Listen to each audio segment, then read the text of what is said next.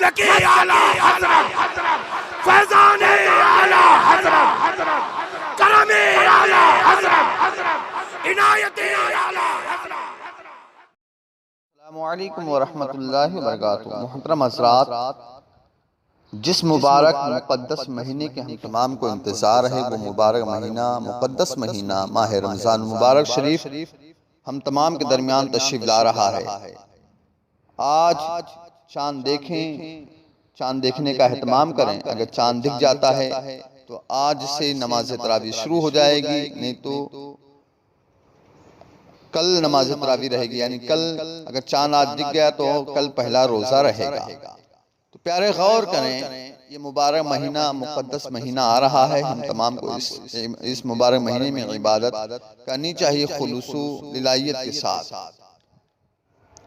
یہ مبارک مہینہ ہے، لیکن ہماری بدنصیبی، کم نصیبی ہے کہ اللہ کے مقدس گھر سے ہم تمام دور ہیں۔ یہ ہمارے بدعمالی کا سزا ہمیں مل رہی ہے۔ ہمیں سوچنا چاہیے، دل پر ہاتھ رکھ کے احساس کرنا چاہیے کہ آج ہمیں صرف ہمارے اعمال کی وجہ سے ہمیں سزائیں مل رہی ہے، لہٰذا ہمیں اللہ رب العزت کی بارگاہ میں سچی توبہ کرنی چاہیے، رونا چاہیے، گر گرانا چاہیے، کیونکہ رب تعالیٰ اپنے بندوں کے رونے کو ضائع نہیں فرماتا۔ ہم دعا کریں، انشاءاللہ ضرور رب تعالیٰ دعائیں قبول فرمائے گا۔ پیارے غور کریں کہ مبارک مہینہ جو آ رہا ہے، اس مبارک مہینے میں ایک اہم عبادت نماز تراویح ہے۔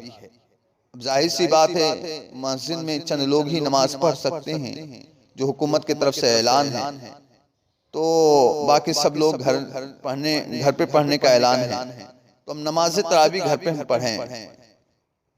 اب ذہن میں یہ بات آتی ہے کہ ہم نماز تراویح گھر میں پڑھیں تو کیسے پڑھیں؟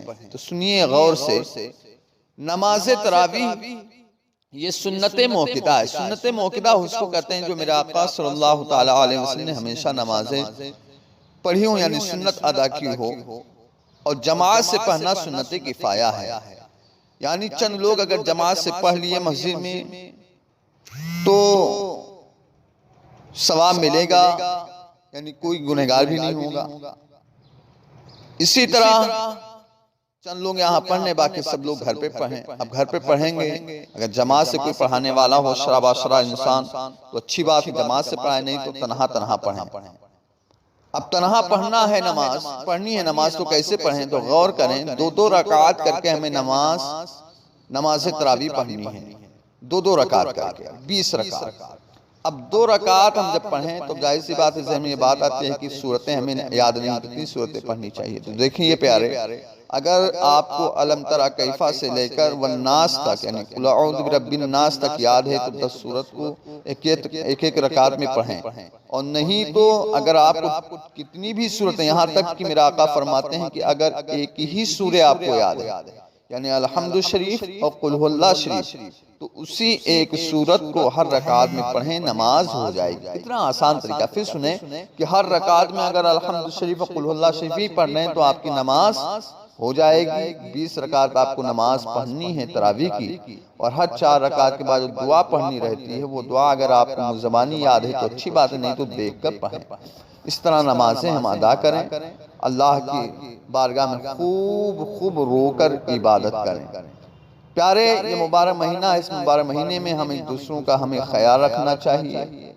افسوس کہ آج ہمارے پاس ہے، ہم دوسروں کی مدد نہیں کر رہے ہیں۔ پیارے غور کریں کہ ایک وہ بھی انسان ہے جو مزدور طبقہ ہے، پریشان ہے بیچارے، آج لاک ڈاؤن کی وجہ سے گھر میں ہیں، کھانے کے لیے نہیں، پینے کے لیے نہیں، تو ہمیں بھی ایسے لوگوں کا خیال رکھنا چاہیے۔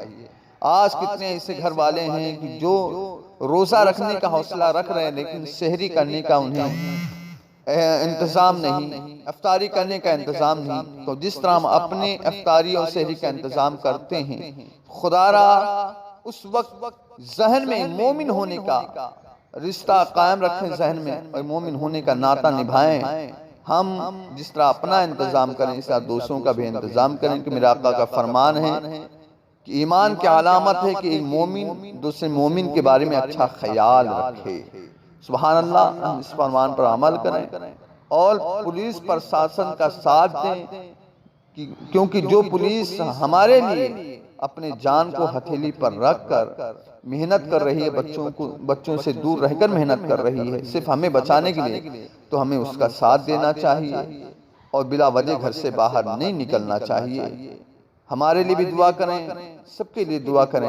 اللہ رب العزت اس مبارک مہینے میں اپنے بندوں کی دعائیں قبول فرماتا ہے، خصوصی طور پر ہم تمام کے لیے دعا کریں۔ میں غلام جیلانی قادری، غریب نواز مسجد بھساول، اس ناچیز سے جو بھی مسئلہ پوچھنا چاہتے ہیں پوچھیں، رابطہ کریں، جو بھی ضروری مسئلہ ہو اس ناچیز سے رابطہ کریں۔ السلام علیکم۔